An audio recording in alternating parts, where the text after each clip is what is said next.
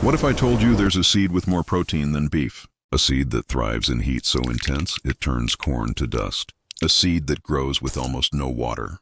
For 5,000 years, it powered civilizations in the hottest deserts on Earth. And then, in less than a century, we erased it. We replaced it with weaker crops, buried its name, and let it vanish. But beneath the soil, it didn't die. It slept. This is the story of the crop we abandoned, just before we needed it most. Welcome to Nature Lost Vault. Before we unlock this vault, here's the best way to preserve this wisdom. Subscribe, hit the bell, and share it with those who need to remember what we forgot. The archive opens in Tehuacan Valley, Mexico, an archaeological site dated to 500 BCE. Inside ancient storage pits, researchers found seeds preserved perfectly for 2,500 years, but the story goes back further. Genetic analysis shows this seed was domesticated 5,000 years ago in a single, brilliant event in the Sonoran Desert. The people who grew it had no written language, but they had wisdom we've lost. In a land where survival meant choosing what to plant first, they chose this bean over grain, not for tradition, for survival.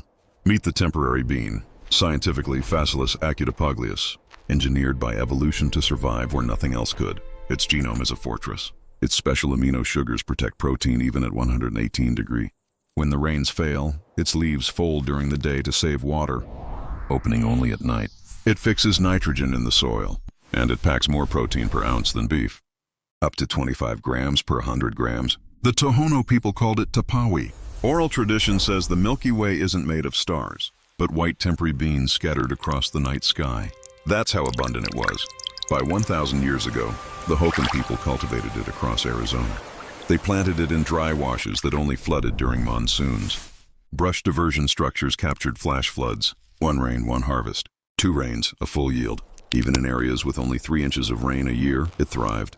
By the 1920s, Tohono O'odham farmers grew 1.5 million pounds a year, trading across Arizona, Sonora, and the Great Plains.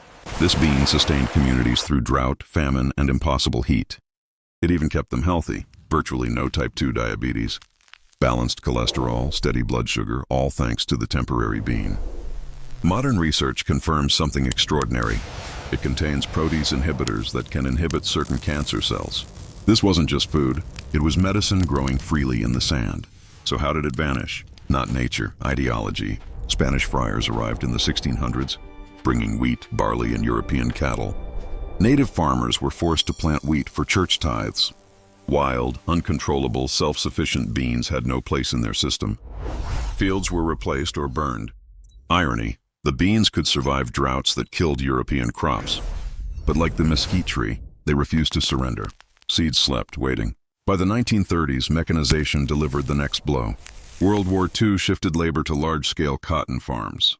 Tepary beans were labor-intensive. Pods matured unevenly. And harvesting required hands, not machines. Government subsidies favored corn, soy, cotton, feeding livestock, not people. By the 1950s, the Tepary bean was nearly extinct. Yet a few families preserved it. Ramona Button found black peppery beans in an old trunk. Seeds that should have been lost were kept as heirlooms, passed down quietly. In the 1970s, global droughts hit. Corn failed. Soy struggled. Wheat wilted. Researchers turned to wild desert plants and found it. A vine with small white blossoms. Thriving at 115 degrees, the Tepary bean was alive. It healed the soil, resisted pests, produced 20-25% protein, and needed a third of the water of soybeans. A survivor designed for extremes. But there was one problem. It refused to belong to anyone. Unpatentable, unmodified, independent, profitable systems ignored it. Journals called it unsuitable for commercial production. Survival lost to profit. Still, a few refused to let it vanish. In 1996, Tohono O'odham Community Action began collecting ancient seeds. Farmers worked by hand, planting ancestors' crops.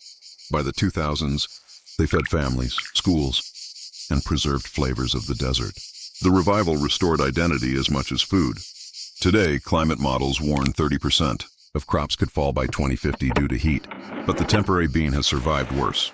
Scientists now call it America's survival crop. Trials confirm it produces nearly as much protein as soybeans with less than a third of the water. Indigenous farmers are spreading it, bridging past and future. As one elder said, "We grow it because it remembers how to live when everything else forgets." This isn't rediscovery, it's recognition. The knowledge was never lost, only ignored.